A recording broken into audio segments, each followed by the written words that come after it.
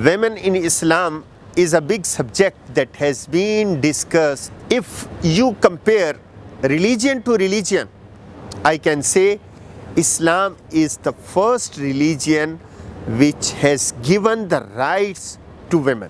Our religion has influence on each and every aspect of the life of a person, of a believer. The rights of women, you will find more rights, more freedom in the religion of Islam.